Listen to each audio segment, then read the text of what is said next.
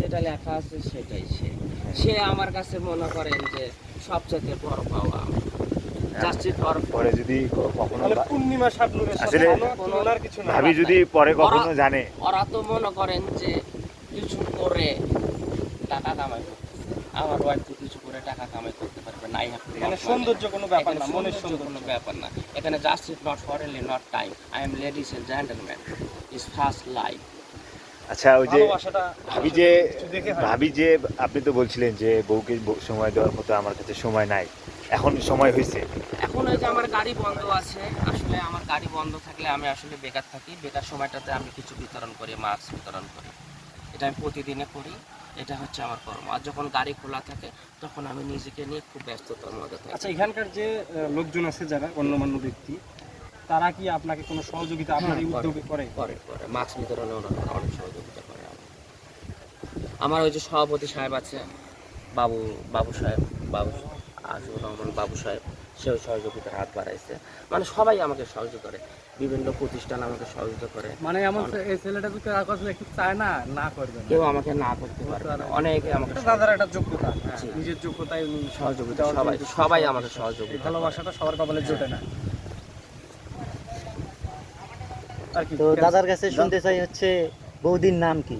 হ্যাঁ। আসলে এটা না শুনলে আমি সবচেয়ে বেস্ট।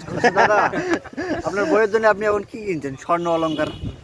আসলে তো আমি সাধারণ মানুষ, আমি শুধু বইয়ের জন্য আমি জাস্ট আমার যেটা কর্তব্য ছিল, আমি শুধু একটা গলার হার দিচ্ছি তাকে। ও সুন্দর, ওটাই অনেক কিছু, এটাই ভালোবাসা, এটাই ভালোবাসা। হ্যাঁ, এটাই ভালোবাসা। এটাই শুনতে চাইছিলাম। তার জন্য ভালোবাসার উপরে তো আর কিছু হয় কেনাকাটা না। করতেই হবে। হ্যাঁ হ্যাঁ, আর তাকে তো আমি সবসময় হ্যাপি দেখতে চাই, অনেক অবশ্যই। সাধনার পরে ওয়াইফ।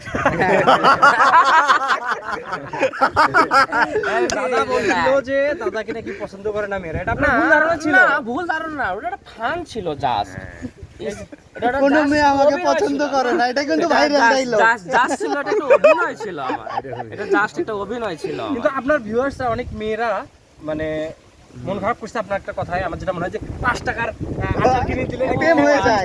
হ্যাঁ হয়তো, হ্যাঁ, রিয়েলি। আপনি এখন ওই কথাতেই আছেন যে প্রেম না, হয়। ওটা just is not for only time, only fight money food is not possible, just it okay to just এটা আমার ফান ছিল।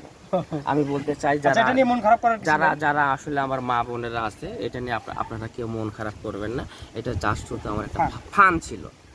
এটা আসলে আমাকে যে ফানটা লিখে দিচ্ছে, ওটা লেখাটার মধ্যে ওইটাও ছিল। এখন তো আসলে আমাদের তো কোনো স্ক্রিপ্ট ছিল না, আমরা না। কিন্তু স্ক্রিপ্ট ছাড়া আমি আমাদের মনে script যা ছাড়াই আসছে যা- তাই আমরা কিন্তু জিজ্ঞেস কিন্তু করছি। যা ওই যে 71 এর যে চ্যানেলের সাংবাদিক ছিল, ওটা আসলে জাস্ট ওখানে লেখা ছিল, ওটা একটা আমার একটা ফান ছিল।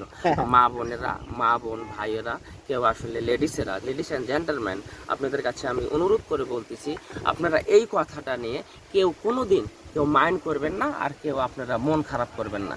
আর আপনারা যদি মন খারাপ করেন, আমি সবার কাছে, সব মা বোনের কাছে মাপ চাই নিচ্ছি। না না, জাস্ট ইজ নট ফর এলি টাইম, হ্যাঁ, it's fun. Fun is fun. আচ্ছা, Very- ঠিক আছে, শেষ করে দিই। ওকে। ওকে দাদা।